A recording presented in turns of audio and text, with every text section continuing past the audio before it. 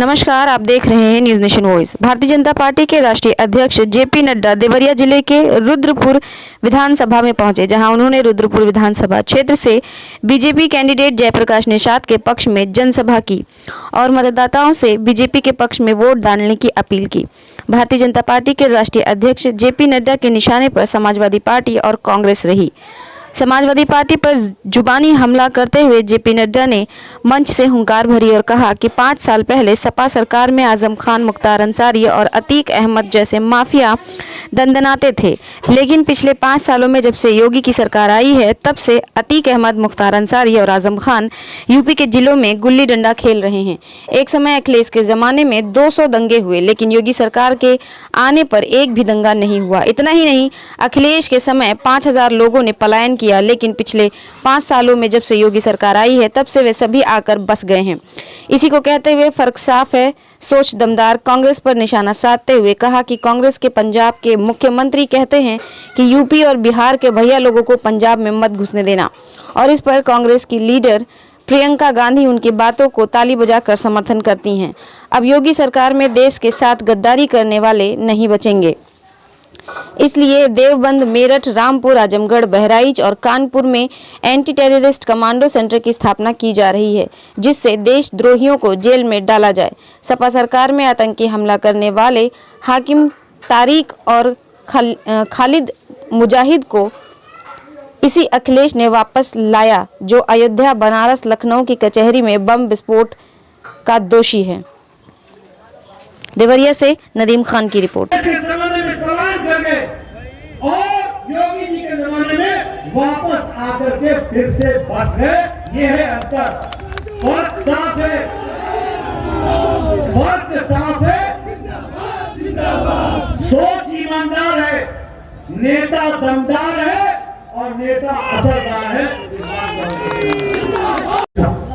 आजकल टीवी में चला हुआ है, आतंकवाद कोई मुद्दा नहीं है, आतंकवाद कोई मुद्दा नहीं है। बोलो, आतंकवाद मुद्दा है कि नहीं है? आतंकवाद मुद्दा है कि नहीं है?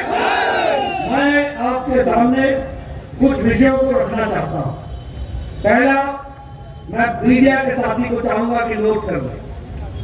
23 नवंबर 2007 को 23 नवंबर 2007 अयोध्या की कचहरी में, लखनऊ की कचहरी में और वाराणसी के कचहरी में एक साथ बम ब्लास्ट हुआ था। 15 लोग मारे गए थे, 95 लोग घायल हुए।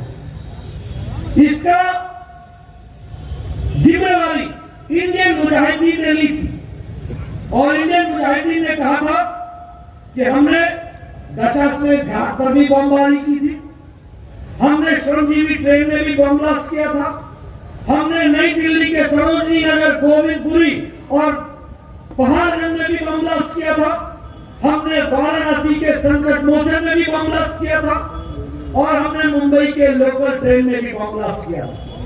कुल मिलाकर के सारे बम ब्लास्ट में लगभग 500 लोग मारे गए थे और 2000 लोग घायल हुए। 2000 लोग घायल हुए। इसमें पकड़े 2 लोग गए, एक का नाम था हाकिम तारिक कासमी और दूसरे का नाम था खालिद मुजाहिद। एक आजमगढ़ का रहने वाला था और एक जौनपुर का रहने वाला था। और आपको जान करके शर्म आएगी, दुख होगा कि अखिलेश जी ने बतौर मुख्यमंत्री 2012 में इन दोनों के खिलाफ 15 मुकदमे, ये जो मैंने घटनाएं मामला बताई है, इन सब में तारिक कासमी और खालिद मुजाहिद दोनों उसमें इन्वॉल्व थे।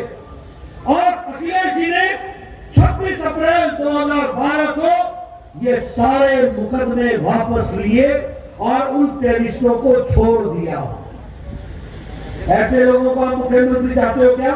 नहीं। ऐसे लोग उत्तर प्रदेश के भला करेंगे क्या? नहीं। और इलाहाबाद के हाईकोर्ट ने क्या कहा, मैं तथ्यों के साथ बता रहा हूं और मैं चाहूंगा मीडिया वालों को कि आप तो मेरे आगे माइक रख देते हो और पूछने लगते हो। जरा अखिलेश जी आए तो माइक रख करके पूछना कि जेपी नड्डा ने यह प्रश्न किया है, तारीख नोट कर लो। 26 अप्रैल 2012 को तुमने ये मुकदमे वापस लिए इलाहाबाद हाई कोर्ट ने ये मुकदमा वापस नहीं होने दिया।